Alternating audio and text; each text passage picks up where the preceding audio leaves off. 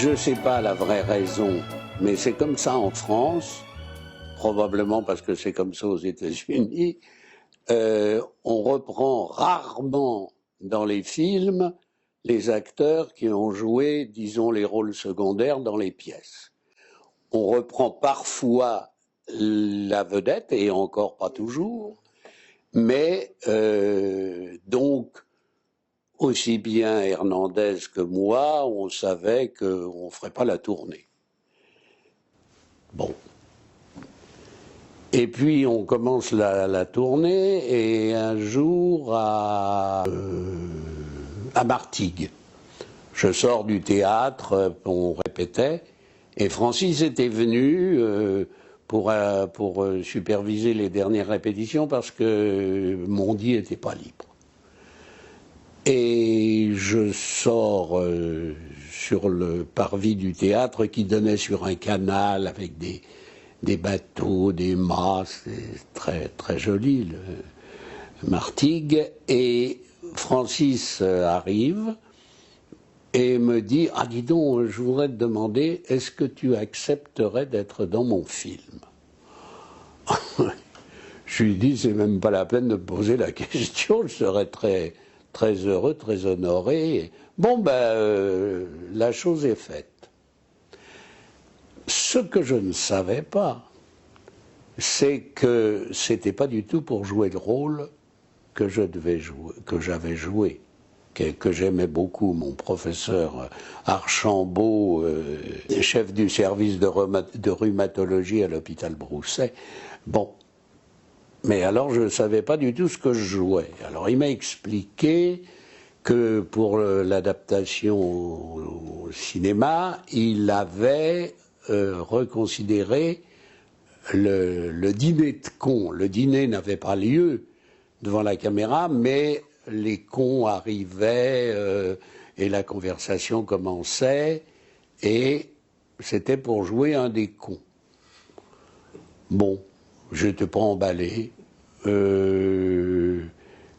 Après, quand j'ai vu le film, j'ai vu qu'il avait beaucoup réduit aussi le professeur de rhumatologie, qui n'était plus d'ailleurs un professeur de rhumatologie, mais un simple kiné.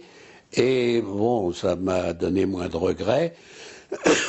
Et j'ai tourné alors c'était devenu vraiment un petit rôle dans une nuit. Et puis, voilà. Un petit rôle très marquant.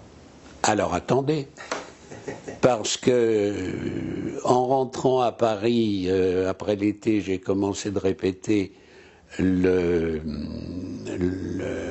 la pièce de Pagnol, Les Marchands de Gloire, au théâtre la Comédie des Champs-Élysées, mise en scène par Michel Fagado, et à une des répétitions, j'arrive et on me dit faut que tu rappelles ta femme, il faut que tu rappelles ton agent, on essaie de te joindre.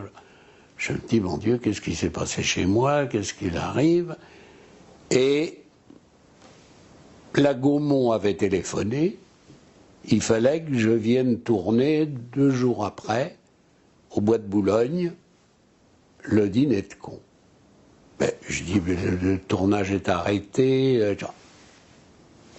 Alors j'appelle mon agent et j'apprends que Francis avait ajouté la scène du boomerang, qui était simplement racontée, puis c'était un personnage qui parlait du boomerang, un con du boomerang, mais on ne le voyait pas. Et là, il y avait une scène, et en plus, il s'en est servi pour le générique.